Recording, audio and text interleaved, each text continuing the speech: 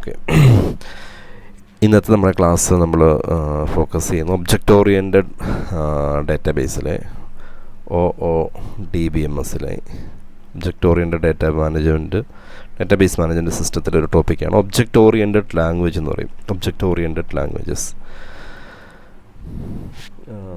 ഇപ്പോൾ എന്താണ് object oriented language എന്ന് വെച്ച് കഴിഞ്ഞാൽ നമ്മൾ ഒബ്ജക്റ്റ് ഓറിയൻറ്റഡ് അല്ലെങ്കിൽ സാധാരണ റിലേഷണൽ കൺസെപ്റ്റ് നമ്മൾ പഠിക്കുന്ന സമയത്ത് റിലേഷണൽ ഡാറ്റ മോഡലിൽ അല്ലെങ്കിൽ ഇങ്ങനെ നമ്മുടെ ടേബിളുകളായിട്ട് നമ്മൾ ഡാറ്റ ക്രിയേറ്റ് ചെയ്ത് നമ്മൾ ഡാറ്റ സ്റ്റോർ ചെയ്ത് അതിൻ്റെ അകത്ത് ഡാറ്റ ആക്സസ് ചെയ്യാനും ഡാറ്റ സ്റ്റോർ ചെയ്യാനും ഡാറ്റേനെ മാനിപ്പുലേറ്റ് ചെയ്യാനൊക്കെ ആയിട്ട് നമ്മൾ SQL എന്ന് പറയുന്ന പ്രോഗ്രാമിംഗ് ലാംഗ്വേജ് യൂസ് ചെയ്ത് SQL എന്നുള്ള പ്രോഗ്രാമിംഗ് ലാംഗ്വേജ് ഉപയോഗിച്ചിട്ടാണ് നമ്മൾ ഈ റിലേഷണൽ ഡാറ്റ മോഡലിൽ നമ്മൾ എന്ത് ചെയ്തേക്കുന്നത്, നമ്മൾ ആക്സസ് ചെയ്യുന്നതും അതിൻ്റെ അകത്ത് ഡാറ്റ മോഡിഫിക്കേഷനെല്ലാം വേണ്ടി SQL ആണ് യൂസ് ചെയ്തത്.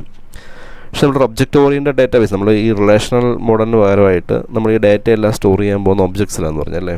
റിലേഷൻ മാറി ഒബ്ജക്ട്സിലേക്ക് മാറുന്ന സമയത്ത് ഈ ഒബ്ജക്റ്റിനെ ആക്സസ് ചെയ്യാനും ഒബ്ജക്റ്റ് വഴി ഡാറ്റ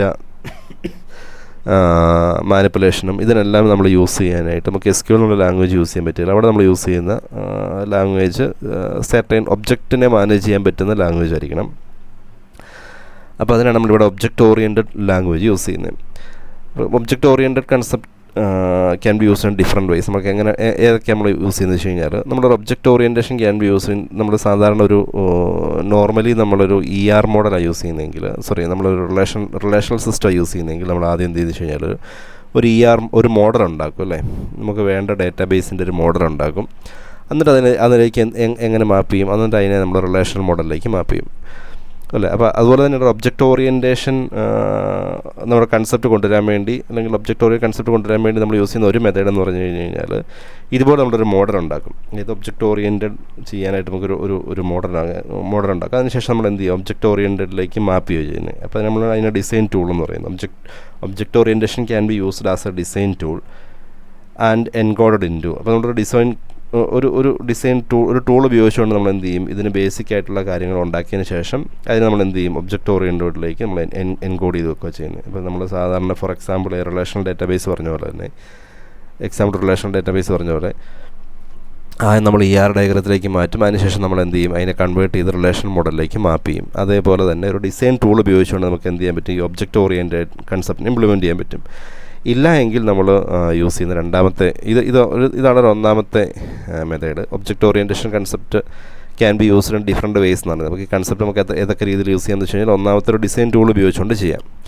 ഡിസൈൻ ടൂൾ ഉപയോഗിച്ചുകൊണ്ട് ചെയ്യുമ്പോൾ നമ്മൾ പറഞ്ഞ പോലെ തന്നെ ER മോഡലിൽ നിന്ന് റിലേഷനിലേക്ക് മാപ്പ് ചെയ്യുന്ന പോലെ തന്നെ ഒരു മോഡൽ ഉണ്ടാക്കിയിട്ട് നമ്മൾ ഒബ്ജക്റ്റ് ഓറിയൻറ്റഡിലേക്ക് നമ്മൾ കൺവേർട്ട് ചെയ്യുന്നു.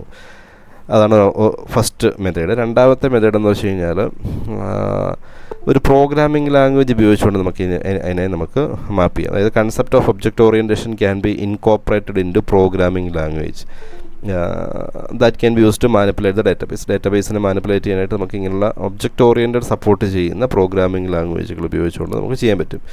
അപ്പോൾ അതിന് നമ്മൾ യൂസ് ചെയ്യുന്ന ഒരു രണ്ട് വേ ആണ് പറയുന്നത്. അതിൽ ഒന്നാമത്തെ വേണം ഒബ്ജക്റ്റ് റിലേഷണൽ സിസ്റ്റം എന്ന് പറയും. ഒബ്ജക്റ്റ് റിലേഷണൽ സിസ്റ്റം എന്ന് വെച്ച് കഴിഞ്ഞാൽ നമ്മൾക്കിപ്പോൾ നോർമലി ഉള്ള SQL ഉണ്ടല്ലോ, നമ്മൾ യൂസ് ചെയ്യുന്ന ഒരു പ്രോഗ്രാമിംഗ് ലാംഗ്വേജാണ് സ്ട്രക്ചർഡ് ക്വറി ലാംഗ്വേജ് എന്ന് പറയും. ഈ SQLലേക്ക് നമ്മൾ എന്ത് ചെയ്യുന്നു, ഈ ഒബ്ജക്റ്റ് ഓറിയൻറ്റഡ് കൺസെപ്റ്റും കൂടെ ആഡ് ചെയ്തുകൊണ്ട് നമുക്ക് വേണമെങ്കിൽ ഒരു ലാംഗ്വേജ് ഡെവലപ്പ് ചെയ്ത് ഈ ഒബ്ജക്റ്റ് ഓറിയൻറ്റഡ് ഡാറ്റാബേസിനെ മാനിപ്പുലേറ്റ് ചെയ്യാനായിട്ട് പറ്റും. അതിനാണ് നമ്മൾ ഒബ്ജക്റ്റ് റിലേഷണൽ സിസ്റ്റം എന്ന് പറയും.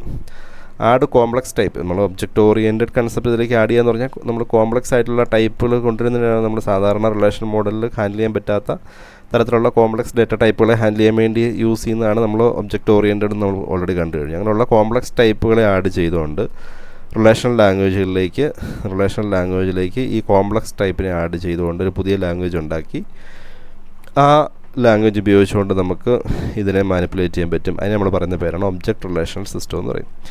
ഇനി അതല്ലെങ്കിൽ രണ്ടാമത്തെ മെത്തേഡാണ് പെർസിസ്റ്റൻ്റ് പ്രോഗ്രാമിംഗ് ലാംഗ്വേജ് എന്ന് പറയും. ഇത് ഇമ്പോർട്ടൻ്റ് ആണ്. പെർസിസ്റ്റൻ്റ് പ്രോഗ്രാമിംഗ് ലാംഗ്വേജ് ഇതാണ് നമ്മൾ യൂസ് ചെയ്യുന്നത്. പെർസിസ്റ്റൻ്റ് പ്രോഗ്രാമിംഗ് ലാംഗ്വേജ് എന്ന് വെച്ച് കഴിഞ്ഞാൽ നിലവിലുള്ള ഒബ്ജക്റ്റ് ഓറിയൻറ്റഡ് ലാംഗ്വേജുകളുണ്ടല്ലോ, C++ ആയിക്കോട്ടെ, ജാവ ആയിക്കോട്ടെ, സ്മോൾ ടോക്ക് ആയിക്കോട്ടെ, അങ്ങനെയുള്ള നിലവിലുള്ള ഒബ്ജക്റ്റ് ഓറിയൻറ്റഡ് ലാംഗ്വേജിലേക്ക് നമ്മൾ എന്ത് ചെയ്യുമെന്ന് വെച്ച് കഴിഞ്ഞാൽ ഈ ഡാറ്റാബേസിൻ്റെ കൺസെപ്റ്റും കൂടെ ഇൻകോപ്പറേറ്റ് ചെയ്യും. ഒബ്ജക്റ്റ് ഓറിയൻറ്റഡ് ഡാറ്റാബേസിൻ്റെ ഫീച്ചേഴ്സും കൂടെ ആഡ് ചെയ്തുകൊണ്ട് നമ്മൾ അതിനെ ഒരു ലാംഗ്വേജ് ആക്കി എടുക്കുകയാണെങ്കിൽ അങ്ങനെയുള്ള ലാംഗ്വേജ് നമ്മൾ പറയുന്ന പേരാണ് പെർസിസ്റ്റൻ്റ് പ്രോഗ്രാമിംഗ് ലാംഗ്വേജ് എന്ന് പറയും. ഓക്കെ അല്ലേ? ഈ രണ്ട് സിസ്റ്റം, ഒന്നാമത്തെ സിസ്റ്റം നമുക്ക് ഒബ്ജക്റ്റ് ഓറിയൻറ്റഡ് കൺസെപ്റ്റ് ഇംപ്ലിമെൻറ്റ് ചെയ്യാൻ വേണ്ടി നമ്മൾ യൂസ് ചെയ്യുന്ന രണ്ട് സിസ്റ്റം പറയുന്നത്. ഒന്നാമത്തെ സിസ്റ്റം എന്ന് വെച്ച് കഴിഞ്ഞാൽ ഈ ഒബ്ജക്റ്റ് റിലേഷണൽ സിസ്റ്റം, അതായത് നിലവിലുള്ള SQLലേക്ക് ഒബ്ജക്റ്റ് ഓറിയൻറ്റഡ് ഫീച്ചർ ആഡ് ചെയ്യുക. രണ്ടാമത്തെ മെത്തേഡ് എന്ന് പറഞ്ഞാൽ നിലവിലുള്ള ഏതെങ്കിലും ഒരു ഒബ്ജക്റ്റ് ഓറിയൻറ്റഡ് ലാംഗ്വേജ് എടുക്കുക, അതിലേക്ക് നമ്മൾ എന്ത് ചെയ്യുക, ഡേറ്റാബേസിൻ്റെ കൺസെപ്റ്റ് ആഡ് ചെയ്യുക. ഓക്കെ അല്ലേ? അപ്പം അങ്ങനെ വരുന്ന നമ്മൾ പറയുന്ന പേരാണ് പെർസിസ്റ്റൻ്റ് പ്രോഗ്രാമിംഗ് ലാംഗ്വേജ് എന്ന് പറയും. ഇപ്പം ഈ കാര്യങ്ങൾ ഓർക്കുക. ഇപ്പം നമ്മൾ പറഞ്ഞത് ഒബ്ജക്റ്റ് ഓറിയൻറ്റഡ് കൺസെപ്റ്റ് ഇംപ്ലിമെൻറ്റ് ചെയ്യാൻ വേണ്ടി രണ്ട് മെത്തേഡ് പറഞ്ഞു. അതിലൊന്നാമത്തെ മെത്തേഡ് എന്ന് വെച്ച് കഴിഞ്ഞാൽ ഒരു ഡിസൈൻ ടൂൾ ഉപയോഗിച്ചുകൊണ്ട് നമുക്ക് ഒബ്ജക്റ്റ് ഓറിയൻറ്റഡ് കൺസെപ്റ്റ് നമുക്ക് ഇംപ്ലിമെൻറ്റ് ചെയ്യാം. രണ്ടാമത്തത് പ്രോഗ്രാമിംഗ് ലാംഗ്വേജ് ഉപയോഗിച്ചുകൊണ്ട് ചെയ്യാം. ഈ പ്രോഗ്രാമിംഗ് ലാംഗ്വേജ് തന്നെ രണ്ട് രീതിയിലുണ്ട്. ഒന്ന് ഒബ്ജക്റ്റ് റിലേഷണൽ സിസ്റ്റം, SQLലേക്ക് ഒബ്ജക്റ്റ് ഓറിയൻറ്റഡ് കൺസെപ്റ്റ് ആഡ് ചെയ്യുന്നു. രണ്ടാമത്തേത് ഒബ്ജക്റ്റ് ഓറിയൻറ്റഡ് ലാംഗ്വേജ്, ഏതെങ്കിലും ഒരു ഒബ്ജക്റ്റ് ഓറിയൻറ്റഡ് ലാംഗ്വേജ് എടുത്തിട്ട് അതിലേക്ക് എന്ത് ആഡ് ചെയ്യുകയാണ്, ഡേറ്റാബേസിൻ്റെ കൺസെപ്റ്റ് ആഡ് ചെയ്യുകയാണ്. ഓക്കെ, അതിനാണ് നമ്മൾ പെർസിസ്റ്റൻ്റ് പ്രോഗ്രാമിംഗ് ലാംഗ്വേജ് എന്ന് പറയും. ഓക്കെ, ഇപ്പോൾ ഈ സ്ലൈഡിലെ കാര്യങ്ങൾ വായിക്കുക. അതിനുശേഷം ഇപ്പം ഞാൻ പറഞ്ഞ കാര്യങ്ങളുമായിട്ട് നിങ്ങൾ കണക്ട് ചെയ്യുക കേട്ടോ. ഓക്കെ, ദെൻ നമ്മളിനി ഡീറ്റെയിൽ ആയിട്ട് കാണാൻ പോകുന്നത് പെർസിസ്റ്റൻ്റ് പ്രോഗ്രാമിംഗ് ലാംഗ്വേജ് ആണ്. എന്താണ് പെർസിസ്റ്റൻ്റ് പ്രോഗ്രാമിംഗ് ലാംഗ്വേജ്?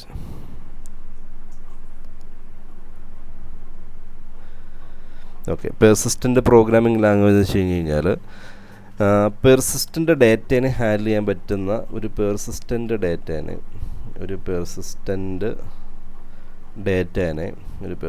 ഡേറ്റേനെ ഹാൻഡിൽ ചെയ്യാൻ പറ്റുന്ന ലാംഗ്വേജ് നമ്മൾ പറയുന്ന പേരാണ് പെർസിസ്റ്റൻ്റ് പ്രോഗ്രാമിംഗ് ലാംഗ്വേജ് എന്ന് പറയും. എന്താണ് ഈ പെർസിസ്റ്റൻ്റ് ഡേറ്റ എന്ന് വെച്ച് കഴിഞ്ഞാൽ, പെർസിസ്റ്റൻസ് എന്ന് വെച്ച് കഴിഞ്ഞാൽ നമുക്ക് നിലനിൽക്കുക അല്ലേ, ഇപ്പോൾ എപ്പോഴും നിലനിൽക്കുന്ന, അത് സ്ഥിരമായിട്ട് നിൽക്കുന്ന ഡേറ്റാസിനെ നമ്മൾ എന്ത് ചെയ്യാണ്, നമ്മൾ ഹാൻഡിൽ ചെയ്യുക. അപ്പം എന്താണ് പെർസിസ്റ്റൻ്റ് ഡേറ്റ എന്ന് പറഞ്ഞാൽ, സാധാരണ നമ്മളൊരു C++ൽ ഒരു പ്രോഗ്രാം എഴുതി, ഇപ്പോൾ നിങ്ങൾ ജാവയായിരിക്കോട്ടെ, ജാവയിൽ നിങ്ങളൊരു കോഡ് എഴുതി, ആ കോഡ് നമ്മൾ റൺ ചെയ്യുന്നു. അതിനുശേഷം റൺ ചെയ്ത് ഔട്ട്പുട്ട് കിട്ടിക്കഴിഞ്ഞാൽ നമ്മൾ എന്ത് ചെയ്യുന്നു, ഈ പ്രോഗ്രാം എക്സിറ്റ് ആക്കുകയോ ചെയ്യുന്നത് അല്ലേ. നമ്മളൊരു കോഡ് എഴുതിയതിന് ശേഷം നമ്മൾ ആ കോഡ് റൺ ചെയ്തതിന് ശേഷം നമ്മൾ എന്ത് ചെയ്യുന്നു, എക്സിറ്റ് ചെയ്യുന്നു. അപ്പോൾ ഈ ഇതിനിടയ്ക്ക് നമ്മൾ കുറേ ഡേറ്റാസ് ഈ പ്രോഗ്രാമിൽ കൊടുക്കും ഇൻപുട്ടായിട്ട്. ചിലപ്പം കുറേ വാല്യൂസ് ആയിരിക്കും, 10, 20, 30 എക്സെട്ര കുറേ വാല്യൂസ് ആയിരിക്കും കൊടുക്കുന്നത്. ഈ വാല്യൂസിൻ്റെ കുറേ മാനിപ്പുലേഷൻ ആയിരിക്കും. അത് ചിലപ്പോൾ മൾട്ടിപ്ലിക്കേഷൻ ആയിരിക്കും, ഡിവിഷൻ ആയിരിക്കാം, റിവേഴ്സ് കാൽക്കുലേറ്റ് ചെയ്യാനായിരിക്കും. അങ്ങനെയുള്ള പല രീതിയിലുള്ള മാനിപ്പുലേഷൻസ് ഈ പ്രോഗ്രാമിനുള്ളിൽ നടക്കും. അതിനുശേഷം നമ്മൾ എക്സിറ്റ് ചെയ്യാമെന്ന് വിചാരിക്കാം. എക്സിറ്റ് ചെയ്യുന്നതോടുകൂടി ഈ ഡേറ്റ മുഴുവൻ എന്തായി പോകും, അത് വാനിഷായി പോകും, അത് നിലനിൽക്കുന്നില്ല, അത് പെർസിസ്റ്റ് ചെയ്യുന്നില്ല. ഓക്കെ അല്ലേ? പക്ഷേ ഡേറ്റാബേസിൻ്റെ കേസ് എങ്ങനെയാണ്? ഡേറ്റാബേസിൻ്റെ കേസ് എന്ന് വെച്ച് കഴിഞ്ഞാൽ, നമ്മളൊരു എംപ്ലോയി എടുക്കുമെന്ന് വിചാരിക്കുക. ഒരു എംപ്ലോയി എടുത്തതിന് ശേഷം ആ എംപ്ലോയിയുടെ സാലറി നമ്മൾ അപ്ഡേറ്റ് ചെയ്തതിന് ശേഷം നമ്മളതിലേക്ക് സ്റ്റോർ ചെയ്തതിന് ശേഷം ഈ പ്രോഗ്രാം എക്സിറ്റ് ആകുമ്പോൾ പിന്നീട് ഒരിക്കലും ഈ സാലറി അവിടെ നിന്ന് വാനിഷായി പോകാൻ പാടില്ല, അതവിടെ പെർസിസ്റ്റ് ചെയ്യണം. അപ്പം ഡേറ്റാബേസിനെ സംബന്ധിച്ചോളം, ഡേറ്റാബേസിൽ നമ്മൾ യൂസ് ചെയ്യുന്ന ലാംഗ്വേജ് എന്ന് പറഞ്ഞാൽ, നമ്മൾ എന്ത് ഡേറ്റയും മാനിപ്പുലേഷൻ ചെയ്ത് കഴിഞ്ഞ് കഴിഞ്ഞാലും ആ മാനിപ്പുലേഷൻ ചെയ്യാനുള്ള പ്രോഗ്രാം എക്സിറ്റ് ആയി കഴിഞ്ഞ് കഴിഞ്ഞാലും ആ ഡേറ്റ അവിടെ തന്നെ നിലനിൽക്കേണ്ട ആവശ്യമുണ്ട്. കാരണം നമുക്ക് പിന്നീട് അത് യൂസേജ് ഉണ്ട് അല്ലേ. അപ്പോൾ അങ്ങനെയുള്ള ഡേറ്റ നിലനിൽക്കുന്ന തരത്തിലുള്ള, അല്ലെങ്കിൽ ഡേറ്റനെ പെർസിസ്റ്റ് ചെയ്യാൻ പറ്റുന്ന തരത്തിലുള്ള ലാംഗ്വേജിന് നമ്മൾ പറയുന്ന പേരാണ് പെർസിസ്റ്റൻ്റ് പ്രോഗ്രാമിംഗ് ലാംഗ്വേജ് എന്ന് പറയുന്നത്. അപ്പം അങ്ങനെ പെർസിസ്റ്റൻ്റ് ഡേറ്റനെ മാനിപ്പുലേറ്റ് ചെയ്യുന്ന ലാംഗ്വേജിന് നമ്മൾ പറയുന്ന പേരാണ് എന്തെന്ന് പറയുന്നത്, പെർസിസ്റ്റൻ്റ് പ്രോഗ്രാമിംഗ് ലാംഗ്വേജ്. ഓക്കെ അല്ലേ? അപ്പോൾ ഈ സാധാരണ നമ്മൾ പറയുന്നത് ഈ പെർസിസ്റ്റൻ്റ് പ്രോഗ്രാമിംഗ് ലാംഗ്വേജ് ഏതെങ്കിലും ഒരു ഒബ്ജക്റ്റ് ഓറിയൻറ്റഡ് പ്രോഗ്രാമിംഗ് ലാംഗ്വേജ് എടുക്കും, അതിലേക്ക് നമ്മൾ എന്ത് ചെയ്യുകയെന്ന് പറഞ്ഞാൽ ഡേറ്റാബേസിൻ്റെ കൺസെപ്റ്റ് ഇംപ്ലിമെൻറ്റ് ചെയ്യുകയെന്ന് പറയുന്നത്. അപ്പോൾ എപ്പോഴും ഇത് ഹാൻഡിൽ ചെയ്യുന്നത് സാധാരണ രീതിയിലുള്ള ഒബ്ജക്റ്റ് ഓറിയൻറ്റഡിൽ വർക്ക് ചെയ്യുന്ന ഇങ്ങനെയുള്ള ലാംഗ്വേജ് നമ്മൾ പറയുന്ന പേര് ട്രാൻസിയൻറ്റ് ലാംഗ്വേജ് എന്ന് പറയുന്നത്. ട്രാൻസിയൻറ്റ്, അതായത് നമുക്ക് പ്രോഗ്രാം റൺ ചെയ്യുന്ന സമയത്ത് മാത്രം, അല്ലെങ്കിൽ പ്രോഗ്രാം എക്സിക്യൂട്ട് ചെയ്യുന്ന സമയത്ത് മാത്രം ആ ഡേറ്റ അവിടെ നിന്നാൽ മതി. പ്രോഗ്രാം എക്സിറ്റ് ആയി കഴിയുമ്പോൾ ഈ ഡേറ്റ വാനിഷായി പോകും. അങ്ങനെയുള്ള ലാംഗ്വേജ് നമ്മൾ പറയുന്ന പേരാണ് ട്രാൻസിയൻറ്റ്. അപ്പം ഇതെല്ലാം നമ്മൾ സാധാരണ പഠിക്കുന്ന എല്ലാ ഒബ്ജക്റ്റ് ഓറിയൻറ്റഡ് ലാംഗ്വേജുകളും ട്രാൻസിയൻ്റ് ആണ്. പക്ഷേ നമുക്കിപ്പോൾ വേണ്ട ലാംഗ്വേജ് എന്താണ്, അതൊരു പെർസിസ്റ്റൻ്റ് ലാംഗ്വേജാണ് വേണ്ടത് അല്ലേ. അതായത് ഇത് വാനിഷായി പോകാം, ഇത് എക്സിക്യൂഷൻ കഴിഞ്ഞാൽ അത് അവിടെ തന്നെ നിൽക്കണം, അങ്ങനെയുള്ള ലാംഗ്വേജാണ് വേണ്ടത്. അപ്പോൾ അങ്ങനെ പെർസിസ്റ്റൻ്റ് ഡേറ്റേനെ ഹാൻഡിൽ ചെയ്യുന്ന തരത്തിലുള്ള ലാംഗ്വേജിനെ നമ്മൾ പറയുന്ന പേരാണ് എന്തെന്ന് പറയുന്നത്, പെർസിസ്റ്റൻ്റ് പ്രോഗ്രാമിംഗ് ലാംഗ്വേജ് എന്ന് പറയും. Persistent programming language. ഓക്കെ. ഇനി ഈ ലാംഗ്വേജിൻ്റെ എന്തൊക്കെയാണ് വേണ്ടതെന്ന് വെച്ചാൽ, എന്തൊക്കെ പ്രത്യേകത വെച്ചാൽ, allow data to be manipulate directly from the programming. നമുക്ക് ആ പ്രോഗ്രാമിംഗ് ലാംഗ്വേജിൽ നമ്മൾ ഏത് പ്രോഗ്രാമിംഗ് ലാംഗ്വേജ് ആണോ യൂസ് ചെയ്യുന്നത് ആ പ്രോഗ്രാമിംഗ് ലാംഗ്വേജ് ഉപയോഗിച്ചുകൊണ്ട് നമുക്ക് ഡയറക്റ്റായിട്ട് എന്ത് ചെയ്യണം, ഈ ഡേറ്റയെ മാനിപ്പുലേറ്റ് ചെയ്യാൻ പറ്റണം. അവിടെ എന്ത് ഉപയോഗിക്കാൻ പാടില്ല, നമുക്ക് SQLൻ്റെ സഹായമൊന്നും ആവശ്യമില്ല. നമുക്ക് ഡയറക്റ്റായിട്ട് എന്ത് ചെയ്യണം, നമ്മുടെ ഇപ്പോൾ യൂസ് ചെയ്യുന്ന പെർസിസ്റ്റൻറ്റ് പ്രോഗ്രാമിംഗ് ലാംഗ്വേജ് ഉപയോഗിച്ചുകൊണ്ട് നമുക്ക് ഡേറ്റാസിനെ നമുക്ക് എന്ത് ചെയ്യാൻ പറ്റണം, ഡയറക്റ്റായിട്ട് മാനിപ്പുലേറ്റ് ചെയ്യാൻ പറ്റണം. അതാണ് അതിൻ്റെ ഒരു ഫീച്ചറായിട്ട് പറയുന്നത്. പിന്നെ രണ്ടാമത്തെ ഫീച്ചറായിട്ട് നമുക്ക് വരേണ്ടത് non need for explicit format. Type ചേഞ്ചിന് പ്രത്യേകിച്ച് ഫോർമാറ്റ് ഒന്നും വേണ്ട. അതായത് എന്താണ് ടൈപ്പ് ചേഞ്ച് എന്ന് വെച്ച് കഴിഞ്ഞാൽ, ഇപ്പോൾ നമുക്ക് ഒബ്ജക്ട്സിനെ അല്ലെങ്കിൽ ടപ്പിൾസിനെ ഒബ്ജക്ട്സ് ടു ടപ്പിൾസ് നമ്മളൊരു ഡേറ്റ അല്ലെങ്കിൽ ഒരു റോ ഓഫ് ഡേറ്റ എടുക്കുകയാണെങ്കിൽ നമ്മൾ ടപ്പിൾസ് എന്ന് പറയുന്നത്. അപ്പോൾ ആ ടപ്പിൾസ് ആയിട്ടുള്ള ഡേറ്റയെ നമുക്ക് ഒബ്ജക്ട്സ് ആയിട്ടൊക്കെ മാറ്റണം, അല്ലെങ്കിൽ ഒബ്ജക്ട്സിലേക്ക് നമ്മളതിനെ സ്റ്റോർ ചെയ്യണം. അങ്ങനെയുള്ള ടൈപ്പ് ചേഞ്ചിങ്ങിന് പ്രത്യേകിച്ച് ഫോർമാറ്റൊന്നും ആവശ്യമില്ല എന്നാണ്. No need to explicit format for type changes എന്ന് പറയുന്നത്. ഇങ്ങനെയുള്ള ഫോർമാറ്റ് ചേഞ്ചൊക്കെ വളരെ ട്രാൻസ്പെറൻ്റ് ആണ്. Format changes are carried out transparently basised. ഓട്ടോമാറ്റിക്കായിട്ട് സിസ്റ്റം തന്നെ അത് എന്ത് ചെയ്തോളും, ഇത് ഫോർമാറ്റ് ചേഞ്ചൊക്കെ നടത്തിക്കോളും. പക്ഷേ ഒരു പെർസിസ്റ്റൻറ്റ് പ്രോഗ്രാമിംഗ് ലാംഗ്വേജ് അല്ല യൂസ് ചെയ്യുന്നതെങ്കിൽ ഈ ഫോർമാറ്റ് ചേഞ്ച് എന്ന് വെച്ചാൽ വളരെ ബേർഡനാണ്. സാധാരണ ഒരു പ്രോഗ്രാമറിനെ സംബന്ധിച്ചിടത്തോളം വളരെ ഒരു തലവേദന പിടിച്ച പണിയെന്ന് തന്നെ പറയാം. ഒരു ബേർഡനാണ്. കാരണം എന്ന് വെച്ച് കഴിഞ്ഞാൽ കൂടുതൽ കോഡ് റിട്ടേൺ ചെയ്യേണ്ടി വരും, പിന്നെ കൂടുതൽ ബഗ് വരാനുള്ള ചാൻസ് ഉണ്ട്. ഇതൊക്കെ ഒരു പെർസിസ്റ്റൻറ്റ് പ്രോഗ്രാമിംഗ് ലാംഗ്വേജ് അല്ല നമ്മൾ യൂസ് ചെയ്യുന്നതെങ്കിൽ നമ്മൾ പറഞ്ഞാൽ SQLനകത്തേക്ക് നമ്മൾ ഈ പെർസിസ്റ്റൻസ് ഡേറ്റേനെ അല്ലെങ്കിൽ ഒബ്ജക്റ്റ് ഓറിയൻറ്റഡ് ഡേറ്റേനെ നമ്മൾ ആഡ് ചെയ്യുകയാണെങ്കിൽ അവിടെ നമ്മൾ യൂസ് ചെയ്യുന്ന സാധാരണ ഒരു SQL ലാംഗ്വേജാണ്. അവിടെ നമുക്ക് എന്ത് ചെയ്യേണ്ടി വരും, ഇങ്ങനെയുള്ള ടൈപ്പ് ചേഞ്ചിങ്ങിന് വേണ്ടി നമ്മൾ കൂടുതൽ കോഡ് എഴുതേണ്ടി വരും. അതുപോലെ തന്നെ അങ്ങനെ കൂടുതൽ കോഡ് എഴുതുന്ന സമയത്ത് കൂടുതൽ എറേഴ്സ് വരാൻ ചാൻസ് ഉണ്ട്. ബഗ് എന്ന് വെച്ചാൽ എററാണ്.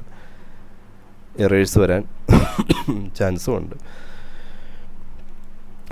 പിന്നെ അടുത്ത ഒരു ഫീച്ചറായിട്ട് പറയുന്നത് ഒബ്ജക്ട്സിനെ നമുക്ക് മെയിൻ മെമ്മറിയിൽ ഹാൻഡിൽ ചെയ്തുകൊണ്ട് നമുക്ക് ഡേറ്റനെ സ്റ്റോർ ചെയ്യാൻ പറ്റും. പ്രത്യേകിച്ച് നമുക്ക് എല്ലായ്പ്പോഴും ഡേറ്റ എടുക്കേണ്ടത് ഡേറ്റാബേസിൽ നിന്ന് പ്രോഗ്രാമിലേക്ക്. ഇപ്പോൾ ഡേറ്റാബേസ് ആണെങ്കിൽ ഡേറ്റാബേസിൽ നിന്ന് പ്രോഗ്രാമിലേക്ക് ഡേറ്റ എടുത്ത് മാനിപ്പുലേറ്റ് ചെയ്ത് തിരിച്ച് ഡേറ്റാബേസിലേക്ക് കൊടുക്കുന്നതിന് പരമായിട്ട് നമുക്കൊരു മെമ്മറിയിലേക്ക് നമ്മൾ ഡേറ്റാബേസിൽ നിന്ന് എടുത്ത് മെമ്മറി വെക്കും. ദെൻ മെമ്മറി ടു പ്രോഗ്രാമായിരിക്കും എപ്പോഴും എന്ത് ചെയ്യുന്നത്, വർക്ക് ചെയ്തുകൊണ്ടിരിക്കുന്നത്. ഓക്കെ അല്ലേ? അപ്പോൾ ഏത് സമയം നമുക്ക് എന്ത് ചെയ്യാൻ പോകേണ്ട കാര്യമില്ല. ഡേറ്റാബേസിൽ നിന്ന് പ്രോഗ്രാമിനെ ലോഡ് ചെയ്യാനും ഡേറ്റാബേസിലേക്ക് പ്രോഗ്രാമിനെ സ്റ്റോർ ചെയ്യാനായിട്ട് അങ്ങനെയുള്ളൊരു ബേർഡൻ ഒഴിവാക്കാം. No need to explicitly load from or store to database. No need to explicitly load from എന്ന് വെച്ചാൽ ഡേറ്റാബേസിൽ നിന്ന് ലോഡ് ചെയ്യുക, or store to the database. കാരണം നമുക്ക് ഡേറ്റാബേസിലേക്ക് എപ്പോഴും ഡേറ്റാബേസിൽ നിന്ന് എപ്പോഴും ഡേറ്റ ലോഡ് ചെയ്യാനും എപ്പോഴും സ്റ്റോർ ചെയ്യാൻ നിൽക്കേണ്ട കാര്യമില്ല. കാരണം എല്ലാ ഒബ്ജക്ട്സും നമ്മൾ എവിടെയായിരിക്കും നമ്മൾ കീപ്പ് ചെയ്തേക്കുന്നത്, മെയിൻ മെമ്മറി, ഇൻ മെമ്മറിയിലായിരിക്കും. ഇപ്പോൾ ഏത് മെമ്മറിയാണ് യൂസ് ചെയ്യുന്നത് ആ മെയിൻ മെമ്മറിയിലായിരിക്കും നമ്മൾ സ്റ്റോർ ചെയ്തേക്കുന്നത്. ഇപ്പം പെർസിസ്റ്റൻ്റ് ഡേറ്റേനെ ഹാൻഡിൽ ചെയ്യാൻ വേണ്ടി നമ്മളൊരു ലാംഗ്വേജ് ഡെവലപ്പ് ചെയ്യുന്ന അല്ലെങ്കിൽ ലാംഗ്വേജ് യൂസ് ചെയ്യുന്ന ലാംഗ്വേജ് നമ്മൾ പറയുന്ന പേരാണ് പെർസിസ്റ്റൻ്റ് പ്രോഗ്രാമിംഗ് ലാംഗ്വേജ് എന്ന് പറയും. സാധാരണയുള്ള എല്ലാ ഒബ്ജക്റ്റ് ഓറിയൻറ്റഡ് ലാംഗ്വേജുകളും ട്രാൻസിയൻ്റ് ലാംഗ്വേജാണ്. അവിടെ നമുക്ക് എന്ത് ചെയ്യാൻ പറ്റുകയില്ല, കോഡിനെ റിട്ടേൺ ചെയ്യാൻ പറ്റുകയില്ല. പക്ഷേ ഇവിടെ നമുക്ക് എന്ത് ചെയ്യാൻ പറ്റും, നമ്മുടെ പ്രോഗ്രാം എക്സിറ്റ് ആയി കഴിഞ്ഞാലും ആ കോഡിനെ അല്ലെങ്കിൽ അതിൻ്റെ ഡേറ്റാസിനെ നമുക്ക് എന്ത് ചെയ്യാൻ പറ്റും, അവിടെ റിട്ടേൺ ചെയ്യാൻ പറ്റും. അങ്ങനെയുള്ള ഡേറ്റ നമ്മൾ പെർസിസ്റ്റൻ്റ് ഡേറ്റ എന്ന് പറയും. അപ്പോൾ അങ്ങനെയുള്ള പ്രോഗ്രാമിംഗ് ലാംഗ്വേജിൻ്റെ കുറച്ച് ഫീച്ചേഴ്സ് പറയുന്നത്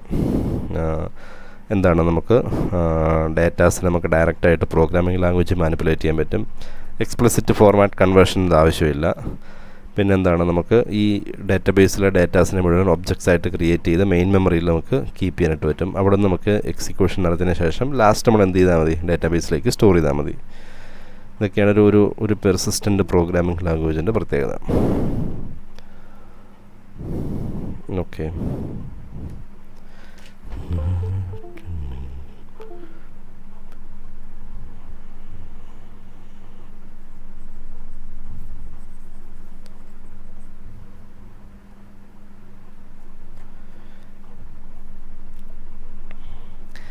ഇനി ഇങ്ങനെയുള്ള പ്രോഗ്രാമിംഗ് ലാംഗ്വേജ് യൂസ് ചെയ്യുമ്പോൾ ഉള്ള ഡ്രോബാക്സ് പറയുന്നത്, പെർസിസ്റ്റൻ്റ് പ്രോഗ്രാമിംഗ് ലാംഗ്വേജിൻ്റെ ഒരു ഡ്രോബാക്സ് പറയുകയാണെങ്കിൽ ഇപ്പോൾ ഈ സാധാരണ നമ്മൾ എസ് ക്യു എല്ലിനെയൊക്കെ സംബന്ധിച്ചിടത്തോളം എസ് ക്യു എല്ലിനേക്കാൾ കൂടുതൽ ഹൈ പവറാണ് ഇങ്ങനെയുള്ള പെർസിസ്റ്റൻ്റ് പ്രോഗ്രാമിംഗ് ലാംഗ്വേജുകൾക്കുള്ളത്. കാരണം അത് ഓൾറെഡി ഉള്ള ഒബ്ജക്റ്റ് ഓറിയൻറ്റഡ് ലാംഗ്വേജ് ആണല്ലോ.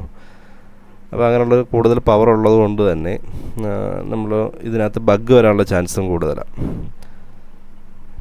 ഒരു പവർ കൂടുതലുള്ളതുകൊണ്ട് തന്നെ ഇതിൽ ബഗ് വരാനുള്ള ചാൻസ് കൂടുതലാണ്. അതുകൊണ്ട് നമ്മൾ ഡേറ്റാബേസിനകത്ത് എറേഴ്സ് വരാനുള്ള ഡേറ്റാബേസ് ഡാമേജ് ആകാനുള്ള ചാൻസും കൂടുതലാണ്. Due to the power of most programming language it is easy to make programming errors വരാനുള്ള ചാൻസ് കൂടുതലാണ്. അത് എന്തുണ്ടാക്കാൻ ചാൻസ് ഉണ്ട്? ഡേറ്റാബേസിനെ ഡാമേജ് ആക്കാൻ ചാൻസ് ഉണ്ട്. അതാണ് ഒരു ഡ്രോബാക്ക് പറയുന്നത്. രണ്ടാമത്തെ, complexity of language make automatic high level optimization more difficult. ഇപ്പോൾ ഈ നമ്മൾ സാധാരണ യൂസ് ചെയ്യുന്ന ജാവ അല്ലെങ്കിൽ C++ പോലുള്ള പ്രോഗ്രാമിംഗ് ലാംഗ്വേജിനകത്തേക്കാണ് നമ്മൾ എന്ത് ചെയ്യാൻ പോകുന്നത്? ഈ ഒബ്ജക്റ്റ് ഓറിയൻറ്റഡ് കൺസെപ്റ്റും കൂടെ ഇൻക്ലൂഡ് ചെയ്യാൻ പോകുന്നത്. അപ്പോൾ ഓട്ടോമാറ്റിക്കായിട്ട് എന്തായി മാറും? അത് ഇച്ചിരി കോംപ്ലക്സ് ആയി മാറും. ലാംഗ്വേജ് കുറച്ച് കോംപ്ലക്സ് ആയി മാറും. അപ്പോൾ അങ്ങനെ കോംപ്ലക്സ് ആയിട്ടുള്ള ലാംഗ്വേജ് യൂസ് ചെയ്യുന്നതുകൊണ്ട് തന്നെ ഒരു ഹൈ ലെവൽ ഒപ്റ്റിമൈസേഷൻ ഡിഫിക്കൽട്ടായിരിക്കും എന്ന് പറയുന്നത്. കാരണം എന്താണ് ഒരു ഒപ്റ്റിമൈസേഷൻ എന്ന് പറഞ്ഞാൽ എന്താണെന്ന് വെച്ച് കഴിഞ്ഞാൽ, ഇപ്പോൾ നമുക്ക് ഡേറ്റാബേസിനകത്ത് കുറേയധികം ഡേറ്റാസ് ഉണ്ട്. അപ്പോൾ നമ്മളൊരു ക്വറി വർക്ക് ചെയ്യുമെന്ന് വിചാരിക്കുക. ആ ക്വറി വർക്ക് ചെയ്യുന്ന സമയത്ത് ഒരു ക്വറി വർക്ക് ചെയ്യുന്നു. ഈ ക്വറി വർക്ക് ചെയ്യുമ്പം ഈ ഡേറ്റാസിനകത്തൂടെ എല്ലാം ട്രാവൽ ചെയ്ത് നമുക്ക് വേണ്ട ഡേറ്റാസിനെ നമുക്ക് എടുത്തുകൊണ്ട് വരുവാണ്. നമുക്ക് വേണ്ട നമ്മൾ എഴുതി കൊടുക്കുന്ന ക്വറിയുടെ റിസൾട്ടാണല്ലോ കിട്ടേണ്ടത്.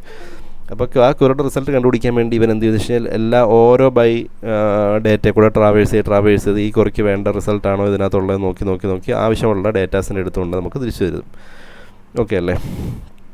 അങ്ങനെയാണ് ക്വറി വർക്ക് ചെയ്യുന്നത്. ഇപ്പോൾ ഒപ്റ്റിമൈസേഷൻ്റെ ആവശ്യം എന്ന് വെച്ചാൽ നമ്മൾ സാധാരണ ഒരു സൈറ്റിൽ കയറി ആമസോൺ എന്നൊരു സൈറ്റിൽ കയറി എന്ന് വിചാരിക്കുക. അപ്പോൾ അതിനകത്ത് നിങ്ങൾക്ക് ഒരു ഷൂവോ അല്ലെങ്കിൽ ഒരു ഡ്രസ്സോ നിങ്ങൾക്ക് സെർച്ച് ചെയ്യണം. അപ്പോൾ ഓട്ടോമാറ്റിക്കായിട്ട് എന്താ ചെയ്യുന്നത്? നമുക്ക് ഇപ്പോൾ നമുക്ക് ഷൂസാണ് വേണ്ടതെങ്കിൽ നമ്മൾ ഷൂസ് അടിച്ചു കൊടുക്കുന്ന സമയത്ത് ഇഷ്ടംപോലെ ലിസ്റ്റ് ചെയ്ത് വരും. പക്ഷേ നമുക്ക് ആവശ്യമുള്ള സാധനം കണ്ടുപിടിക്കാൻ വളരെ പാടാണ്. അപ്പോൾ നമ്മൾ എന്ത് ചെയ്യും? അവിടെ നമ്മൾ ഫിൽറ്റേഴ്സ് യൂസ് ചെയ്യും.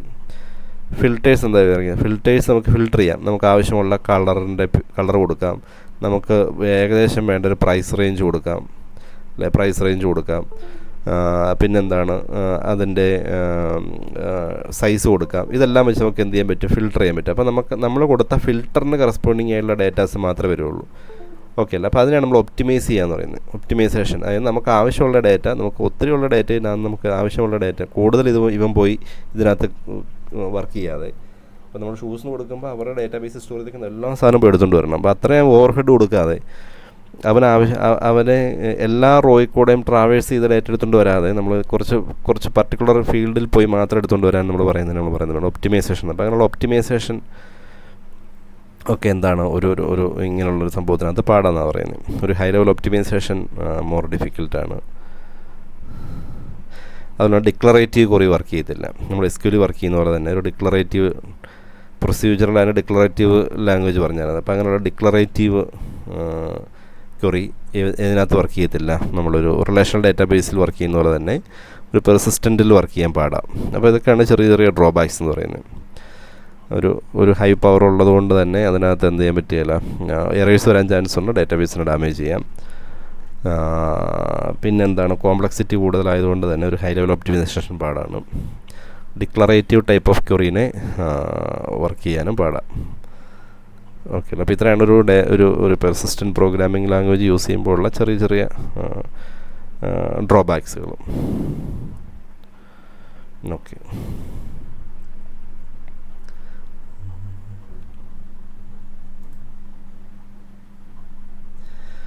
ഓക്കെ, ദെൻ നമ്മൾ നെക്സ്റ്റ് കാണാൻ പോകുന്നത് പെർസിസ്റ്റൻ്റ് ഒബ്ജക്ട്സ് ആണ്.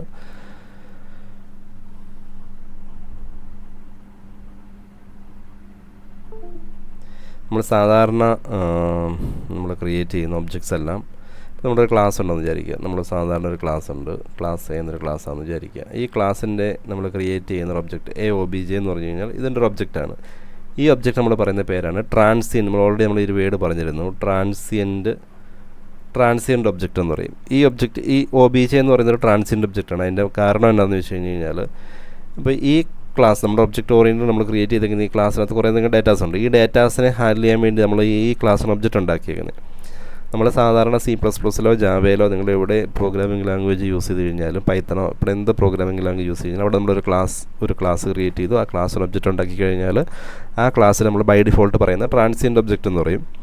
കാരണം ഈ കോഡ് ഈ ഒബ്ജക്റ്റിനുള്ളിൽ വർക്ക് ചെയ്യുന്ന കോഡിൻ്റെ ആയുസ് എന്ന് പറയുന്നത് അല്ലെങ്കിൽ അതിൻ്റെ സ്കോപ്പ് എന്ന് പറഞ്ഞു കഴിഞ്ഞാൽ ഈ പ്രോഗ്രാം എക്സിറ്റ് ആകുന്നതോടുകൂടി ഇത് വാനിഷായി പോകും. എക്സിറ്റ് ആകുന്നതോടുകൂടി ആ സംഭവം എന്താണ് അവിടെ തീരും.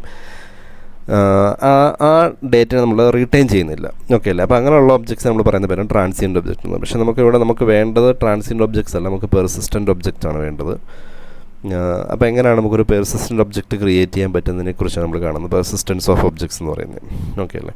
അപ്പോൾ നമുക്കൊരു പെർസിസ്റ്റൻസ് ഓഫ് ഒബ്ജക്റ്റ് നമുക്ക് ക്രിയേറ്റ് ചെയ്യാനായിട്ട് ഇപ്പം ഇവിടെ approaches to make transient object നമ്മൾ മേക്ക് ചെയ്യുന്ന ട്രാൻസിയൻ്റ് ഒബ്ജക്ട്സ് ആയിരിക്കും. പെർസിസ്റ്റൻ്റ് ഇൻക്ലൂഡ് എസ്റ്റാബ്ലിഷിങ് നമ്മുടെ പെർസിസ്റ്റൻ്റ് ഒബ്ജക്ട്സിലേക്ക് നമ്മളൊരു ഒബ്ജക്റ്റ് ക്രിയേറ്റ് ചെയ്യുന്ന ട്രാൻസിയൻ്റ് ഒബ്ജക്റ്റിലേക്ക് ഒരു പെർസിസ്റ്റൻസ് ഇൻക്ലൂഡ് ചെയ്യാൻ വേണ്ടി എന്തൊക്കെ കാര്യങ്ങളാണ് നമ്മൾ ചെയ്യേണ്ടതിനെക്കുറിച്ചാണ് പറയുന്നത്. ഇപ്പോൾ ഇങ്ങനെയുള്ള ട്രാൻസിയൻ്റ് ഒബ്ജക്ട്സിനകത്തേക്ക് നമ്മൾ പെർസിസ്റ്റൻസ് എന്നുള്ള കൺസെപ്റ്റ് കയറ്റണം അല്ലേ? നമുക്ക് ആ ഡേറ്റ അവിടെ റിട്ടേൺ ചെയ്യണം. അപ്പോൾ അതിനുവേണ്ടി ചെയ്യാൻ പറ്റുന്നൊരു കാര്യം വെച്ചാൽ പെർസിസ്റ്റൻസ് ബൈ ക്ലാസ്. നമ്മൾ ക്രിയേറ്റ് ചെയ്യുന്ന ക്ലാസ്സിന് ഇപ്പോൾ ക്ലാസ് എ എന്നൊരു ക്ലാസ് ക്രിയേറ്റ് ചെയ്യുകയാണെങ്കിൽ ഈ ക്ലാസ്സിനെ നമ്മൾ എന്താക്കി മാറ്റുകയാണ്? പെർസിസ്റ്റൻസ് ആക്കി മാറ്റുകയാണ്. ക്ലാസ്സിനെ നമ്മൾ പെർസിസ്റ്റൻസ് ആക്കി മാറ്റി. പെർസിസ്റ്റൻസ് ബൈ ക്ലാസ് എന്ന് വെച്ച് കഴിഞ്ഞാൽ നമ്മളൊരു ക്ലാസ്സിനെ പെർസിസ്റ്റൻ്റ് ആയിട്ട് നമ്മൾ ഡിക്ലെയർ ചെയ്ത് കഴിഞ്ഞ് കഴിഞ്ഞാൽ ഈ ക്ലാസ്സിൻ്റെ ഒബ്ജക്ട്സ് എല്ലാം എയുടെ ക്രിയേറ്റ് ചെയ്യുന്ന ഒബ്ജക്റ്റ് OB1 ക്രിയേറ്റ് ചെയ്തു, OB2 ക്രിയേറ്റ് ചെയ്തു, OB3 ക്രിയേറ്റ്, അങ്ങനെ എത്ര ഒബ്ജക്റ്റ് ക്രിയേറ്റ് ചെയ്ത് കഴിഞ്ഞാൽ അതെല്ലാം ഓട്ടോമാറ്റിക്കായിട്ട് എന്ത് ഒബ്ജക്റ്റായി മാറിക്കോളും? പെർസിസ്റ്റൻ്റ് ഒബ്ജക്റ്റായി മാറിക്കോളും. ഓക്കെ അല്ലേ? നമ്മൾ ഒന്നാമത്തെ രീതി എന്ന് വെച്ച് കഴിഞ്ഞാൽ ക്ലാസ്സിന് പെർസിസ്റ്റൻസ് എന്നുള്ള കൺസെപ്റ്റ് ഇൻക്ലൂഡ് ചെയ്യാൻ പോവുകയാണ്. Persistence by class. അങ്ങനെ ഒരു ക്ലാസ്സിന് നമ്മൾ പെർസിസ്റ്റൻസ് ക്രിയേറ്റ് ചെയ്യുക. Declare all objects of a class. ആ ക്ലാസ്സിന് നമ്മൾ ഡിക്ലെയർ ചെയ്യുന്ന എല്ലാ ഒബ്ജക്ട്സും ഓട്ടോമാറ്റിക്കായിട്ട് എന്തായി മാറും? പെർസിസ്റ്റൻസായി മാറും. പെർസിസ്റ്റൻ്റ് ഫീച്ചർ കിട്ടും. അത് സിമ്പിളാണ്, പക്ഷേ എന്താണ് സിമ്പിൾ കൺസെപ്റ്റാണ്, പക്ഷേ എന്താണ് അത് ഇൻഫ്ലെക്സിബിളാണ്, നോട്ട് ഫ്ലെക്സിബിളാണ്. എന്ന് വെച്ച് കഴിഞ്ഞാൽ നമുക്ക് ചിലപ്പം ഒരു ക്ലാസ് നമ്മൾ എന്നൊരു ക്ലാസ് ഡിക്ലെയർ ചെയ്യുന്ന വിചാരിക്കുക. എന്നൊരു ക്ലാസ് ഡിക്ലെയർ ചെയ്ത് കഴിഞ്ഞാൽ നമുക്ക് OB1 എന്നൊരു ഒബ്ജക്റ്റ് ഉണ്ടാക്കി, നമ്മൾ OB2 എന്നൊരു ഒബ്ജക്റ്റ് ഉണ്ടാക്കി. നമുക്ക് OB1 ട്രാൻസിയൻ്റ് ഒബ്ജക്റ്റും OB2 നമുക്ക് പെർസിസ്റ്റൻ്റ് ഒബ്ജക്റ്റുമാണ് വേണ്ടതെങ്കിൽ ആ ഒരു കൺസെപ്റ്റ് ഇവിടെ പറ്റിയല്ല. കാരണം എന്താണ്? ഇവിടെ നമ്മൾ എന്നുള്ള ക്ലാസ്സിനെ നമ്മൾ പെർസിസ്റ്റൻ്റ് ആക്കാൻ പോകുന്നത്. ഏതൊരു ക്ലാസ് നമ്മൾ പെർസിസ്റ്റൻ്റ് ആക്കി കഴിഞ്ഞാൽ ഇതിൻ്റെ അണ്ടർ ക്രിയേറ്റ് ചെയ്യുന്ന എല്ലാ ഒബ്ജക്റ്റും ഓട്ടോമാറ്റിക്കായിട്ട് എന്തായി മാറും? പെർസിസ്റ്റൻ്റ് ആയി മാറും. നമുക്ക് അവിടെ ട്രാൻസിയൻ്റ് ഒബ്ജക്റ്റ് ക്രിയേറ്റ് ചെയ്യാൻ പറ്റില്ല. അതുകൊണ്ടാണ് അതിനെ ഒരു ഇൻഫ്ലെക്സിബിൾ എന്ന് പറയാൻ കാരണം. കൊണ്ടാണ് സിമ്പിളാണ്, പക്ഷേ ബട്ട് ഇൻഫ്ലെക്സിബിൾ എന്ന് അവിടെ ഒരു പോയിന്റ് ചേർത്തേക്കുന്നതിൻ്റെ കാര്യം ഇതാണ്. അത്രേ ഉള്ളൂ. നമുക്ക് എന്ത് ചെയ്യാൻ പറ്റുകയില്ല? നമുക്കൊരു ട്രാൻസിയൻ്റ് ഒബ്ജക്റ്റ് പിന്നെ ക്രിയേറ്റ് ചെയ്യാൻ പറ്റുകയില്ല. പിന്നെ രണ്ടാമത്തെ കൺസെപ്റ്റാണ് persistence by creation. Persistence by creation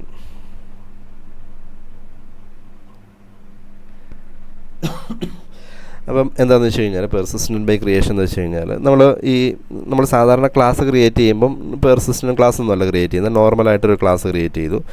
പിന്നീട് ഈ എന്ന് പറയുന്ന ക്ലാസ്സിന് ഒബ്ജക്റ്റ് ഉണ്ടാക്കാനായിട്ട് നമ്മളിങ്ങനെ ഇതാണ് നമ്മൾ സാധാരണ ട്രാൻസിയൻ്റ് ഒബ്ജക്റ്റ് ക്രിയേറ്റ് ചെയ്യാനുള്ള കോഡെന്ന് വിചാരിക്കാം.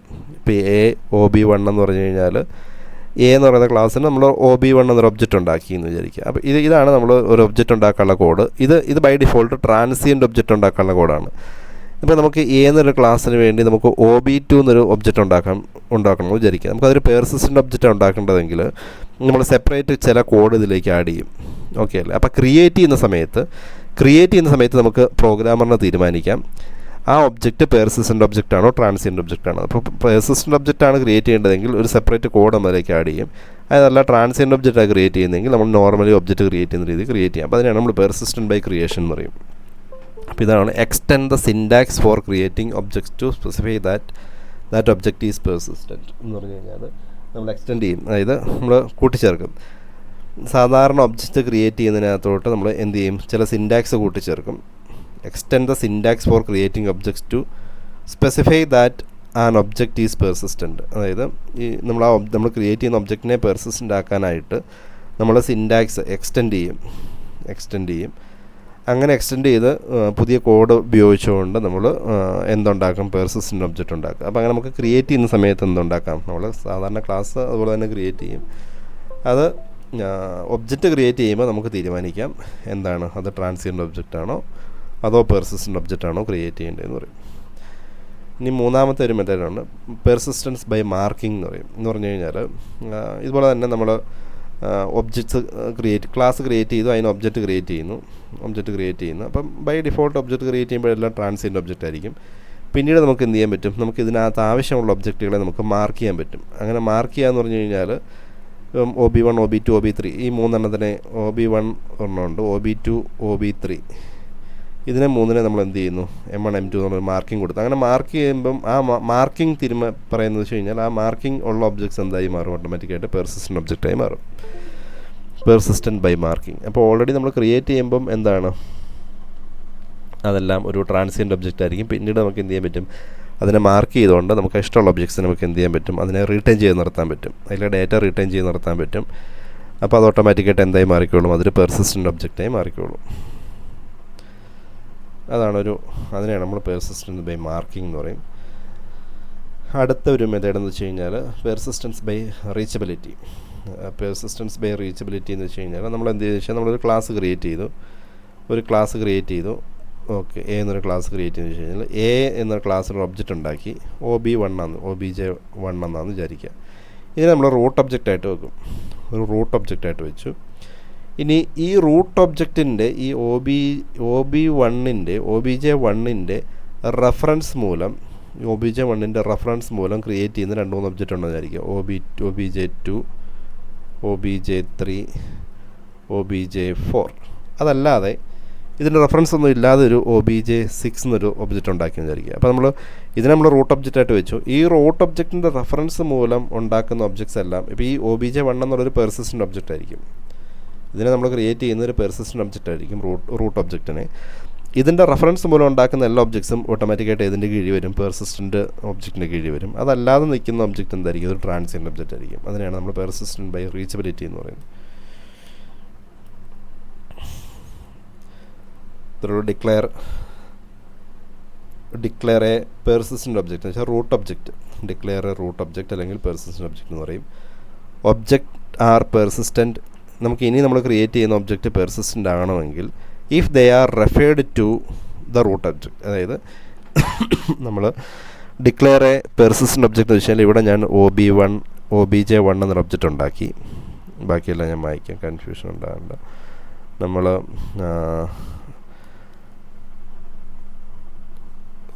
അതിൻ്റെ എക്സ്പ്ലനേഷൻ അല്ലെങ്കിൽ തിയറിറ്റിക്കൽ വേർഡ് വെച്ച് പറയാം. ഡിക്ലെയർ എ റൂട്ട് അല്ലെങ്കിൽ പെർസിസ്റ്റൻ്റ് ഒബ്ജക്റ്റ്. നമ്മൾ ആദ്യം ഒരു പെർസിസ്റ്റൻ്റ് ഒബ്ജക്റ്റ് ഉണ്ടാക്കി, അല്ലെങ്കിൽ റൂട്ട് ഒബ്ജക്റ്റ് ഉണ്ടാക്കി, അതിന് OBJ1 എന്ന് പറഞ്ഞു ക്രിയേറ്റ് ചെയ്തു. അപ്പോൾ നമ്മൾ ഇത്രേ ഉള്ളൂ. Then objects R persistent. ഇനി നമ്മൾ ക്രിയേറ്റ് ചെയ്യുന്ന OBJ2 അല്ലെങ്കിൽ OBJ3 ഇങ്ങനെയുള്ള ഒബ്ജക്ട്സ് ആർ പെർസിസ്റ്റൻ്റ് ആവണമെങ്കിൽ, ഈ രണ്ട് ഒബ്ജക്റ്റും പെർസിസ്റ്റൻ്റ് ആണെങ്കിൽ if they are referred directly or indirectly, if they are referred directly or indirectly from a root object. അതായത് ഈ OBJ1 നിന്ന് റെഫർ ചെയ്യുന്നതാണ് OBJ2 എങ്കിലും OBJ1 നിന്ന് റെഫർ ചെയ്യുന്നതാണ് OBJ3 എങ്കിലും ഇവർ രണ്ടും ഓട്ടോമാറ്റിക്കായിട്ട് എന്തായി മാറും എന്നാണ് പറഞ്ഞത്, ഈ ഒബ്ജക്ട്സ് പെർസിസ്റ്റൻ്റായി മാറും. ഓക്കെ അല്ലേ? അപ്പോൾ അങ്ങനെ ചെയ്യുന്ന കൺസെപ്റ്റ് നമ്മൾ പറയുന്ന പേരാണ് പെർസിസ്റ്റൻസ് ബൈ റീച്ചബിലിറ്റി എന്ന് പറയും. Persistence by reachability. ഓക്കെ, അപ്പോൾ അതാണ് അതിൻ്റെ വേർഡ് മീനിങ്. പക്ഷേ ഇതൊരു പ്രോഗ്രാമറിനെ സംബന്ധിച്ചോളം വളരെ ഈസി ആയിട്ടുള്ള കൺസെപ്റ്റ് ആണെങ്കിലും ഒരു ഡേറ്റാബേസിലേക്ക് വരുമ്പം കുറച്ച് ഓവർ ഹെഡ് വരാൻ ചാൻസ് ഉള്ളൊരു കൺസെപ്റ്റാണ് പെർസിസ്റ്റൻസ് ബൈ റീച്ചബിലിറ്റി എന്ന് പറയുന്നത്. ഓക്കെ, ഇപ്പോൾ ഇത്രയാണ് നമ്മുടെ പെർസിസ്റ്റൻസ് ഒബ്ജക്ട്സ് എന്ന് പറയുന്നത്. അതായത് ഒരു സാധാരണ നമ്മൾ ക്രിയേറ്റ് ചെയ്യുന്ന ഒബ്ജക്ട്സിനെ ട്രാൻസിയൻ്റ് ഒബ്ജക്റ്റ് എന്ന് പറയുന്നത്. അപ്പോൾ അതിനെ നമ്മൾ പെർസിസ്റ്റൻ്റ് ആക്കാനായിട്ട് നമ്മൾ കുറേ കൺസെപ്റ്റുകളിലൂടെ പറഞ്ഞു. ഒന്നെങ്കിൽ ഒരു ക്ലാസ്സിനെ പെർസിസ്റ്റൻ്റ് ആക്കുക. ഇപ്പോൾ ക്ലാസ്സിനെ പെർസിസ്റ്റൻ്റ് ആക്കിയാൽ അതിൻ്റെ കീഴിൽ ഡിക്ലെയർ ചെയ്യുന്ന എല്ലാ ഒബ്ജക്ട്സും പെർസിസ്റ്റൻ്റായി മാറും. പക്ഷേ നമുക്ക് അങ്ങനെ ചെയ്യുമ്പോൾ ചില ഒബ്ജക്റ്റ് നമുക്ക് ട്രാൻസിയൻ്റ് ഒബ്ജക്റ്റ് വേണമെങ്കിൽ അത് നടക്കുകയില്ല. അപ്പോൾ നമ്മൾ എന്താ ചെയ്യുന്നത് വെച്ച് കഴിഞ്ഞാൽ രണ്ടാമത്തെ ഒരു മെത്തേഡ് യൂസ് ചെയ്യും. ക്രിയേറ്റ് ചെയ്യുന്ന സമയത്ത് നമുക്ക് എന്ത് ചെയ്യാൻ പറ്റും, ഇവനെ നമുക്ക് പെർസിസ്റ്റൻ്റ് ഒബ്ജക്റ്റ് ആണോ ട്രാൻസിയൻ്റ് ഒബ്ജക്റ്റ് ആണോ എന്നുള്ളത് എക്സ്ട്രാ ഒരു സിൻറ്റാക്സ് വെച്ച് ആഡ് ചെയ്യാം. അതായത് പെർസിസ്റ്റൻ്റ് ഒബ്ജക്റ്റ് ആണെങ്കിൽ നമുക്കൊരു എന്ത് ചെയ്യും, സിൻറ്റാക്സ് എക്സ്റ്റെൻഡ് ചെയ്യും. സാധാരണ ഒബ്ജക്റ്റ് ക്രിയേറ്റ് ചെയ്യുന്ന പോലെ ആയിരിക്കുകയില്ല, കുറച്ചുകൂടെ സിൻറ്റാക്സ് മാറ്റം വരും. അങ്ങനെ നമുക്ക് പേഴ്സിസ്റ്റൻ്റ് ഒബ്ജക്റ്റ് ക്രിയേറ്റ് ചെയ്യാം. അല്ലെങ്കിൽ നമുക്ക് എല്ലാം ട്രാൻസിയൻ്റ് ഒബ്ജക്റ്റ് ക്രിയേറ്റ് ചെയ്തതിന് ശേഷം വേണ്ട ഡേറ്റ റിട്ടേൺ ചെയ്യേണ്ട ഒബ്ജക്ട്സിനെ നമ്മൾ എന്ത് ചെയ്യാൻ പറ്റും, പേഴ്സിസ്റ്റൻ്റ് ആയിട്ട് മാർക്ക് ചെയ്യാൻ പറ്റും. മാർക്കഡ് ആർ പേഴ്സിസ്റ്റൻ്റ് എന്ന് പറയും. അങ്ങനെ വേണമെങ്കിൽ ചെയ്യാം. ഇല്ലെങ്കിൽ ഒരു റൂട്ട് ഒബ്ജക്റ്റ് ഉണ്ടാക്കിയിട്ട് അതിനെ റെഫർ ചെയ്യുന്ന എല്ലാ ഒബ്ജക്റ്റുകളും ഓട്ടോമാറ്റിക്കായിട്ട് എന്തായി മാറിക്കോളും, പേഴ്സിസ്റ്റൻ്റായി മാറിക്കോളും. അപ്പോൾ ഇത്രയും മെത്തേഡ് ഉപയോഗിച്ചിട്ടാണ് നമ്മൾ ഒരു ഒബ്ജക്ട്സിനെ നമ്മൾ എന്ത് ചെയ്യാൻ പോകുന്നത്, പേഴ്സിസ്റ്റൻസ് കൺസെപ്റ്റിലേക്ക് മാറ്റുന്നത്. ഓക്കെ ഇനി നമ്മൾ സാധാരണ അടുത്തൊരു പോയിന്റ് പറയുന്നത് ഐഡൻറ്റിറ്റി പറയുന്നത്, ഒബ്ജക്റ്റ് ഐഡൻറ്റിറ്റി അല്ലെങ്കിൽ ഒബ്ജക്റ്റിൻ്റെ പോയിൻ്റർ എന്ന് പറയും. നമ്മൾ സാധാരണ ഒരു ട്രാൻസിയൻ്റ് ഒബ്ജക്റ്റ് ഉണ്ടാക്കിയെന്ന് വിചാരിക്കും, OBJ1. നമ്മൾ സാധാരണ ഒരു ഒബ്ജക്റ്റിനെ ഐഡൻറ്റിഫൈ ആയിട്ട് നമ്മൾ അതിൻ്റെ പേരാണല്ലോ കൊടുക്കുന്നത്, OBJ1. അപ്പോൾ ഇത് പ്രോഗ്രാം ഇപ്പോൾ ഇതിനെ ഐഡൻറ്റിഫൈ ചെയ്യാനായിട്ട് ഓട്ടോമാറ്റിക്കായിട്ട് എന്ത് ചെയ്യുന്നത് വെച്ചാൽ പ്രോഗ്രാമർ അല്ലെങ്കിൽ അതിൻ്റെ ഓപ്പറേറ്റിംഗ് സിസ്റ്റം ഇതിനൊരു ഒരു ഐഡൻറ്റിഫയർ സെറ്റ്, ഒരു പോയിൻ്റർ സെറ്റ് ചെയ്യും. അതിനെ നമ്മൾ പറയുന്ന പേരാണ് എന്തെന്ന് പറയുന്നത്, ഒബ്ജക്റ്റ് പോയിൻ്റർ അല്ലെങ്കിൽ ഒബ്ജക്റ്റ് ഐഡൻറ്റിറ്റി എന്ന് പറയും. ഇത് പ്രോഗ്രാം തീരുമ്പോൾ എന്തായി മാറും, ഈ പോയിൻ്റർ എന്തായി മാറും, അത് ഡിലീറ്റ് ആയി പോകും. അതോടുകൂടി ഈ ഒബ്ജക്റ്റിലേക്കുള്ള ആക്സസ് നമുക്ക് നിൽക്കും. മെമ്മറി ലൊക്കേഷൻ അടക്കമാണ്, നമുക്ക് ആ ഒബ്ജക്റ്റിലേക്കുള്ള ആക്സസ് നിൽക്കാൻ കാരണം അതിൻ്റെ പോയിൻ്റർ എന്താണെന്ന് നമുക്കറിയില്ല. അപ്പോൾ പോയിൻ്റർ എന്ത് ചെയ്യും, ഓട്ടോമാറ്റിക്കലി ഡിലീറ്റ് ആയി പോകും. പക്ഷെ അതൊരു ഏതൊക്കെ രീതിയിലാണ് ആ പോയിൻ്ററിനെ നമ്മൾ റെഫർ ചെയ്യുന്നത് വെച്ച് കഴിഞ്ഞാൽ അതിന് കുറേ കൺസെപ്റ്റുകളുണ്ട്. A persistent object is assigned a persistent object identifier. ഒരു പേഴ്സിസ്റ്റൻ്റ് ഒബ്ജക്റ്റ് എടുക്കുകയാണെങ്കിൽ അതിന് നമുക്കൊരു പേഴ്സിസ്റ്റൻ്റ് ഐഡൻറ്റിഫയർ ഉണ്ടാവുമെന്ന് പറയുന്നത്. ഈ ഐഡൻറ്റിറ്റിയുടെ ഒരു ഡിഗ്രി നമ്മൾ പറയുന്നത് മൂന്നാല് കൺസെപ്റ്റ് വെച്ചിട്ടാണ്. അതിൽ ഇൻട്രാ പ്രൊസീജിയർ എന്ന് വെച്ച് കഴിഞ്ഞാൽ ഈ ഐഡൻറ്റിറ്റി നിലനിൽക്കുന്ന identity persist only during the execution of a single procedure. Procedure എന്നൊരു ഫംഗ്ഷനാണ് പറയുന്നത്. അപ്പോൾ നിങ്ങളൊരു ഫംഗ്ഷൻ ഉണ്ടെങ്കിൽ, നിങ്ങളൊരു ഫംഗ്ഷൻ എടുക്കുമെന്ന് വിചാരിക്കുക. ഒരു ഫംഗ്ഷൻ ഉണ്ടെങ്കിൽ അതിൻ്റെ ഐഡൻറ്റിറ്റി പെർസിസ്റ്റ് ചെയ്യുന്ന, അതിൻ്റെ ഐഡൻറ്റിറ്റി നിൽക്കുന്നത് വെച്ച് കഴിഞ്ഞാൽ അവിടെ വരെ ആയിരിക്കും എന്ന് വെച്ച് കഴിഞ്ഞാൽ ഈ ഫംഗ്ഷൻ എക്സിക്യൂട്ട് ചെയ്യുന്ന നമ്പറായിരിക്കും. ഈ ഫംഗ്ഷന് വെളിയിൽ പോയി കഴിഞ്ഞാൽ എന്താണ്, അതിൻ്റെ ഐഡൻറ്റിറ്റി നമുക്ക് ലോസ്റ്റ് ആയി പോകും. എക്സാമ്പിളായിട്ട് നമ്മൾ പറയുകയാണെങ്കിൽ ഈ ഫംഗ്ഷനുള്ളിൽ ഡിക്ലെയർ ചെയ്യുന്ന ലോക്കൽ വേരിയബിൾസ് ഇല്ലേ, ഇൻറ്റിജർ എന്നൊരു ലോക്കൽ വേരിയബിൾ ക്രിയേറ്റ് ചെയ്യുകയാണെങ്കിൽ ഇതിൻ്റെ വിസിബിലിറ്റി ഇവിടെ മാത്രമേ ഉണ്ടാവുള്ളൂ. അതിന് വെളിയിൽ പോയി കഴിഞ്ഞാൽ വിസിബിലിറ്റി ഇല്ല, കാരണം അതിൻ്റെ പോയിൻ്റർ നഷ്ടപ്പെട്ടു പോകും. അപ്പോൾ അങ്ങനെയുള്ള നമ്മൾ പറയുന്ന പേരാണ് ഇൻട്രാ പ്രൊസീജിയർ എന്ന് പറയും. ഇൻട്രാ പ്രോഗ്രാം എന്ന് പറഞ്ഞാൽ എന്തായിരിക്കും, ഒരു പ്രോഗ്രാമിനുള്ളിൽ മാത്രമാണ് ഐഡൻറ്റിറ്റി നിൽക്കുന്നതെങ്കിൽ അതിന് നമ്മൾ intra program. Identity persist only during the execution of a single program. ഒരു സിംഗിൾ ക്വറി എക്സിക്യൂട്ട് ചെയ്യുമ്പോഴോ അല്ലെങ്കിൽ ഒരു സിംഗിൾ പ്രോഗ്രാമിനുള്ളിലാണ് ഐഡൻറ്റിറ്റി നിലനിൽക്കുന്നതെങ്കിൽ, പെർസിസ്റ്റ് ചെയ്യുന്നതെങ്കിൽ അതിന് നമ്മൾ പറയുന്ന പേരാണ് ഇൻട്രാ പ്രോഗ്രാം എന്ന് പറയും. ഇൻട്രാ പ്രോഗ്രാം ഇതെല്ലാം ഇൻട്രയാണ്. ഇൻട്രാ പ്രൊസീജിയർ ആണെങ്കിൽ എന്താണ്, ഇൻട്രാ പ്രൊസീജിയർ ആണെങ്കിൽ ഒരു പ്രൊസീജിയറിനുള്ളിലായിരിക്കും അല്ലെങ്കിൽ ഫംഗ്ഷനുള്ളിലായിരിക്കും അതിൻ്റെ ഐഡൻറ്റിറ്റി പെർസിസ്റ്റ് ചെയ്യുന്നത്. ഇൻട്രാ പ്രോഗ്രാം ആണെങ്കിൽ ഒരു പ്രോഗ്രാമിനുള്ളിൽ അതിൻ്റെ ഐഡൻറ്റിറ്റി എന്ത് ചെയ്യും, പെർസിസ്റ്റ് ചെയ്യും. ഇൻ്റർ പ്രോഗ്രാമാണെന്ന് വിചാരിക്കുക. ഇൻ്റർ പ്രോഗ്രാം ആണെങ്കിൽ ഒന്നിലധികം പ്രോഗ്രാംസ് തമ്മിലുള്ള എക്സിക്യൂഷനാണ് ഇൻ്റർ പ്രോഗ്രാം അല്ലേ, അങ്ങോട്ടും ഇങ്ങോട്ടുള്ള എക്സിക്യൂഷൻ. അപ്പം ആ ഇൻ്റർ പ്രോഗ്രാമിൽ ആ രണ്ട് പ്രോഗ്രാമിൽ അതിൻ്റെ ഐഡൻറ്റിറ്റി കിട്ടും. പക്ഷേ അവിടെ നമുക്ക് സ്റ്റോറേജ് ലൊക്കേഷൻ മാറ്റി കഴിഞ്ഞാൽ ഐഡൻറ്റിറ്റി എന്ത് ചെയ്യും, ഇതിനകത്ത് ഡേറ്റ നമ്മൾ സ്റ്റോർ ചെയ്യുന്നത് ലൊക്കേഷൻ അല്ലെങ്കിൽ അതിൻ്റെ സ്റ്റോറേജ് മീഡിയം നമ്മൾ മാറ്റി കഴിഞ്ഞാൽ ഓട്ടോമാറ്റിക്കായിട്ട് എന്ത് ചെയ്യും, അത് ചേഞ്ച് ചെയ്യും. Identity persist from one program execution to another but may change. എപ്പോഴാണ് ഐഡൻറ്റിറ്റി ചേഞ്ച് ചെയ്യുന്നത് വെച്ച് കഴിഞ്ഞാൽ if the storage organization is changed. ഇപ്പോൾ നമ്മൾ സ്റ്റോർ ചെയ്യുന്ന അതിൻ്റെ ഏരിയ മാറ്റി കഴിഞ്ഞാൽ ഓട്ടോമാറ്റിക്കായിട്ട് ഐഡൻറ്റിറ്റി അത് ലോസ്റ്റ് ആയി പോകും. അടുത്ത് പെർസിസ്റ്റൻ്റ് ആണ്. പെർസിസ്റ്റൻ്റ് എന്ന് വെച്ചാൽ identity persist throughout the program. ആ പ്രോഗ്രാമിൽ ഫുള്ള് നിൽക്കും. And throughout the program execution and ഇവിടെ ഒരു and operation and structural reorganization. Structural reorganization of data എന്ന് വെച്ച് കഴിഞ്ഞാൽ അതിൻ്റെ ലൊക്കേഷൻ എവിടെ വേണമെങ്കിലും നമുക്ക് മാറ്റാം. എവിടെ മാറ്റിയാലും പ്രശ്നമില്ല. അപ്പോൾ അവിടെ എല്ലായ്പ്പോഴും എന്ത് ചെയ്യും, അതിൻ്റെ ഐഡൻറ്റിറ്റി നിലനിൽക്കുമെങ്കിൽ അതിന് നമ്മൾ പറയുന്ന പേരാണ് പെർസിസ്റ്റൻ്റ് എന്ന് പറയും. ഇതാണ് നമുക്ക് എങ്ങോട്ട് വേണ്ടത്, നമ്മുടെ ഒബ്ജക്റ്റ് ഓറിയൻറ്റഡ് സിസ്റ്റത്തിൽ വേണ്ടത്. It's required for the object oriented system. അപ്പോൾ ഇതാണ് നമ്മുടെ ഐഡൻറ്റിറ്റീനെ അല്ലെങ്കിൽ പോയിൻ്ററിനെ ബേസ് ചെയ്ത് നമുക്ക് പറയാനുള്ള ഒരു 4 ടേമാണ്. Intra procedure, inter program and persistent. വേറെ ഒന്നുമില്ല, അതിൻ്റെ ഐഡൻറ്റിറ്റിയുടെ നിലനിൽപ്പുമായിട്ട് ബേസ് ചെയ്തേക്കുന്ന ഒരു 4 കാര്യം പറയുന്നത്. ഒരു ഫംഗ്ഷനുള്ളിൽ മാത്രമാണ് ഐഡൻറ്റിറ്റി വേണ്ടതെങ്കിൽ ഇൻട്രാ പ്രൊസീജിയർ, പ്രോഗ്രാമിനുള്ളിൽ മാത്രമാണ് നിലനിൽക്കേണ്ടതെങ്കിൽ ഇൻ്റർ പ്രോഗ്രാം, ഒന്നിലധികം പ്രോഗ്രാമുകൾ തമ്മിൽ ഉള്ള കമ്മ്യൂണിക്കേഷനാണ് വേണ്ടതെങ്കിൽ ഇൻ്റർ പ്രോഗ്രാം. നമുക്ക് സ്റ്റോറേജ് സ്ട്രക്ചറൽ റീഓർഗനൈസേഷനിൽ നമുക്ക് പോയിൻ്റർ പെർസിസ്റ്റ് ചെയ്യണമെങ്കിൽ അവിടെ നമ്മൾ പെർസിസ്റ്റൻ്റ് എന്നുള്ള കൺസെപ്റ്റ് യൂസ് ചെയ്യും. ഓക്കെ,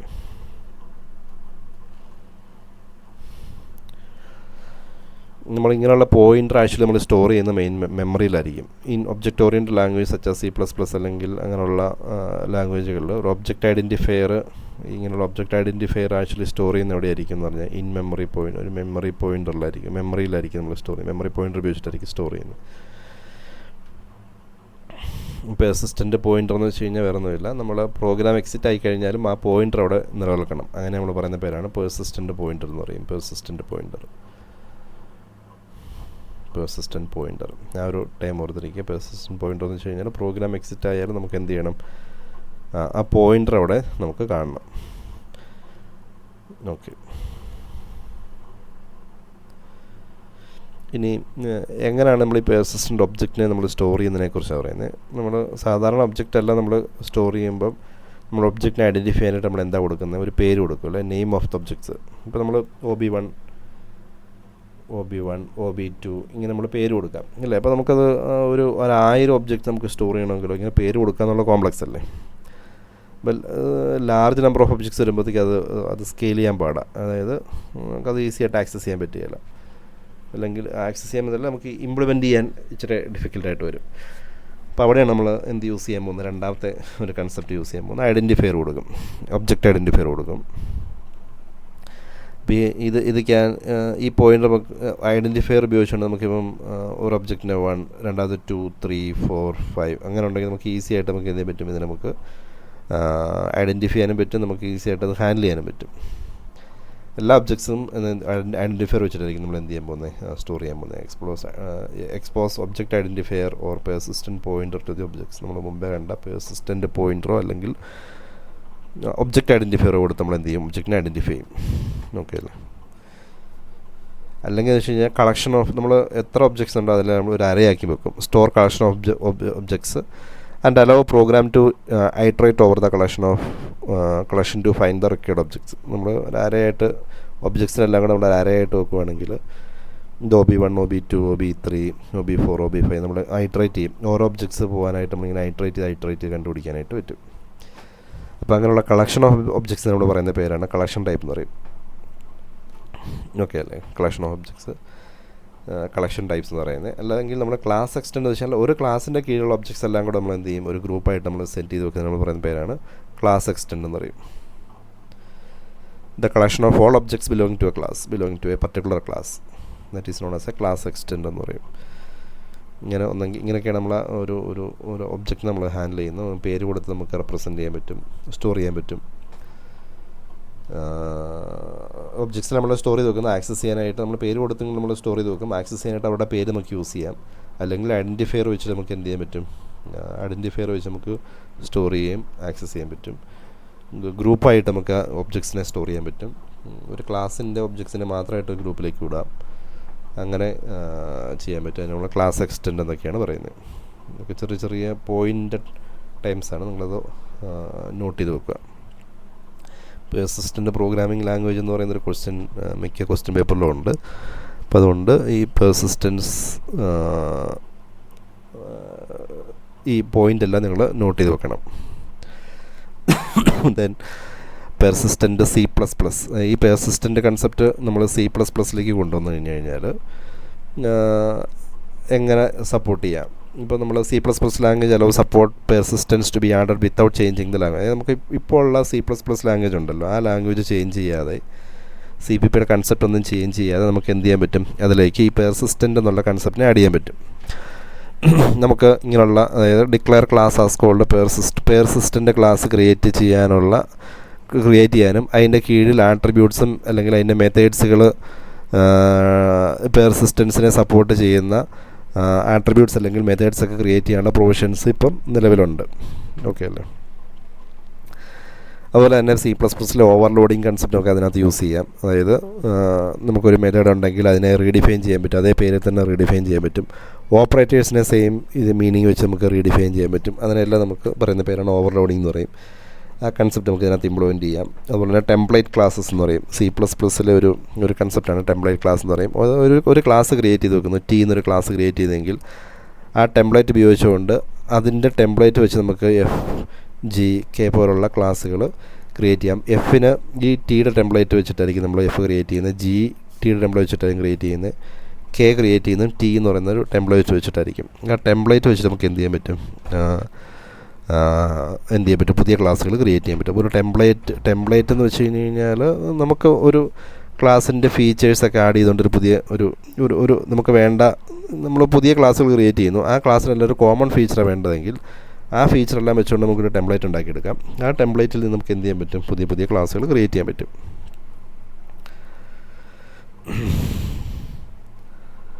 അപ്പോൾ providing persistence without extending C++ language is related easy to implement. പക്ഷേ അത് യൂസ് ചെയ്യാൻ കുറച്ച് കാരണം C++ൻ്റെ കൺസെപ്റ്റ് ഫുൾ നമ്മൾ എന്ത് ചെയ്യേണ്ടി വരും, നമ്മളതിനകത്ത് അറിയണം. അതിനകത്തോട്ട് നമ്മൾ എന്ത് ചെയ്യേണ്ടി വരും, നമ്മൾ ഒബ്ജക്റ്റ് പെർസിസ്റ്റൻറ്റ് കൺസെപ്റ്റും കൂടെ ആഡ് ചെയ്യാം. ഒരു യൂസ് ചെയ്യാൻ ചെറിയ ഡിഫിക്കൽട്ട് ആവശ്യം, പക്ഷേ ഇംപ്ലിമെൻറ്റേഷൻ ലെവൽ നോക്കുമ്പോൾ വളരെ ഈസിയാണ്. ഓക്കെ,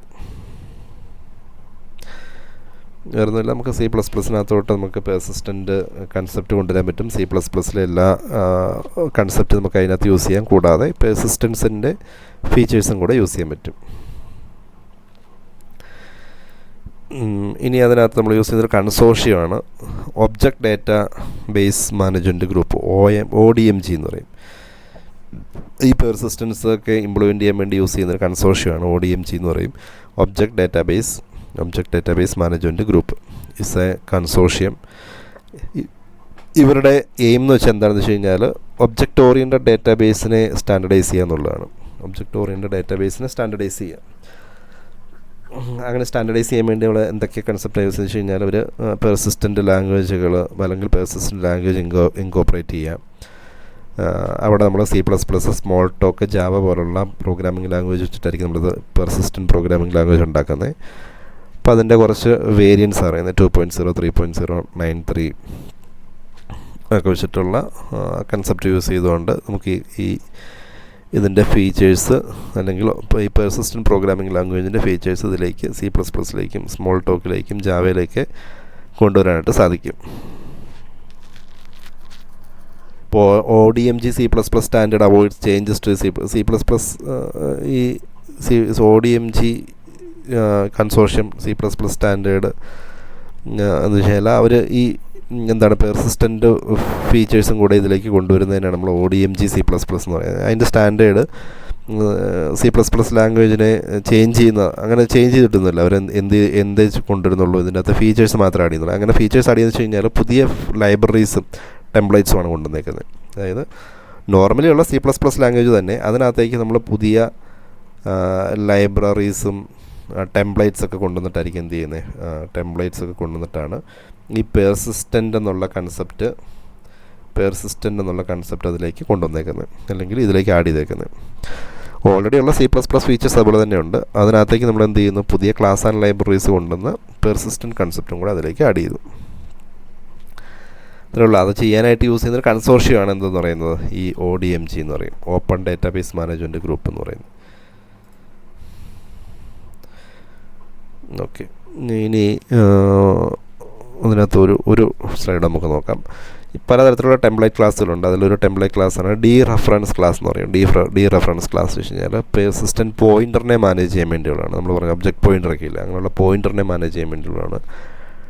സെറ്റ് ക്ലാസ് ആണെങ്കിൽ സെറ്റ് ഓഫ് ഒബ്ജക്ട്സിനെ മാനേജ് ചെയ്യാൻ വേണ്ടി യൂസ് ചെയ്യുന്ന ടെംപ്ലേറ്റ് ക്ലാസ്. ഇതെല്ലാം ടെംപ്ലേറ്റ് ക്ലാസ് ആട്ടോ. ഇതൊരു ടെംപ്ലേറ്റ് ക്ലാസ്സാണ്. ഇതൊരു ടെംപ്ലേറ്റ് ക്ലാസ്സാണ്. ഇപ്പോൾ നിങ്ങൾ C++ പഠിച്ചിട്ടുണ്ടാകാൻ ചാൻസ് ഇല്ല. അതിൻ്റെ അകത്ത് നമുക്ക് ടെംപ്ലേറ്റ് ക്ലാസ് എന്നൊരു കൺസെപ്റ്റ് ഉണ്ട്. ഇപ്പോൾ ഇതൊരു ക്ലാസ്സാണ്, ഇതൊരു ടെംപ്ലേറ്റ് ക്ലാസ്സാണ്. ഇത് ഉപയോഗിച്ച് നമുക്ക് പുതിയ ക്ലാസ്സിൽ എത്ര വേണം ക്രിയേറ്റ് ചെയ്യാൻ നിങ്ങൾ ഓർത്താൽ മതി. ഓക്കെ, ഇപ്പോൾ ഈ ടെംപ്ലേറ്റ് ക്ലാസ് യൂസ് ചെയ്യുന്നത് ഒബ്ജക്റ്റ് പോയിൻ്ററിനെ റെപ്രസെൻറ്റ് ചെയ്യാനും ഇത് സെറ്റ് ഓഫ് ഒബ്ജക്ട്സിനെ നമുക്ക് ഹാൻഡിൽ ചെയ്യാനും. അതിൻ്റെ അകത്ത് കുറേ ഫംഗ്ഷൻസ് ഉണ്ട്. ഇൻസേർട്ട് എലമെൻ്റ് ആണെങ്കിൽ നമുക്ക് ഡേറ്റ ഇൻസേർട്ട് ചെയ്യാനും, ഡിലീറ്റ് എലമെൻ്റ് ആണെങ്കിൽ ഡേറ്റനെ ഡിലീറ്റ് ചെയ്യാൻ വേണ്ടി യൂസ് ചെയ്യുന്ന രണ്ട് മെത്തേഡുകളാണ്. പിന്നെ ഇനിയുള്ള പല ക്ലാസ് വെച്ചാൽ ലിസ്റ്റ് ഓഫ് ഡേറ്റാസിനെ ഹാൻഡിൽ ചെയ്യാൻ വേണ്ടി വേരിയബിൾ ലെങ്ത് അറേനെ ഹാൻഡിൽ ചെയ്യാൻ വേണ്ടി ഒക്കെയാണ് അത് യൂസ് ചെയ്യുന്നത്. അങ്ങനെയുള്ള കുറേ എന്തുകൂടെ ഉണ്ട്, നമുക്ക് ടെംപ്ലേറ്റ് ക്ലാസ്സുകളും ഈ ODMG ടൈപ്സിൽ നമുക്കവർ പ്രൊവൈഡ് ചെയ്യുന്നുണ്ട് C++ സിസ്റ്റത്തിൽ.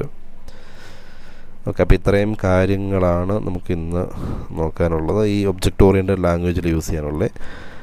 അപ്പോൾ അത് നിങ്ങൾ ഞാൻ തന്നേക്കുന്ന OODBMS എന്ന് പറയുന്ന PDF ഫയലുണ്ട്. ആ PDF ഫയലിൻ്റെ അകത്ത് ഏറ്റവും ലാസ്റ്റ് ടോപ്പിക്കായിട്ടാണ് കിടക്കുന്നത്. ഇത്രയും, അതായത് ഒബ്ജക്റ്റ് ഓറിയൻറ്റഡ് ലാംഗ്വേജ് അല്ലെങ്കിൽ പെർസിസ്റ്റൻറ്റ് പ്രോഗ്രാമിംഗ് ലാംഗ്വേജ് എന്ന് പറയുന്ന കൺസെപ്റ്റ് സ്ലൈഡ് വെച്ച് നോക്കുക, ക്ലാസ് കേൾക്കുക, നോട്ട്സ് എഴുതുക കേട്ടോ. Okay, thank you.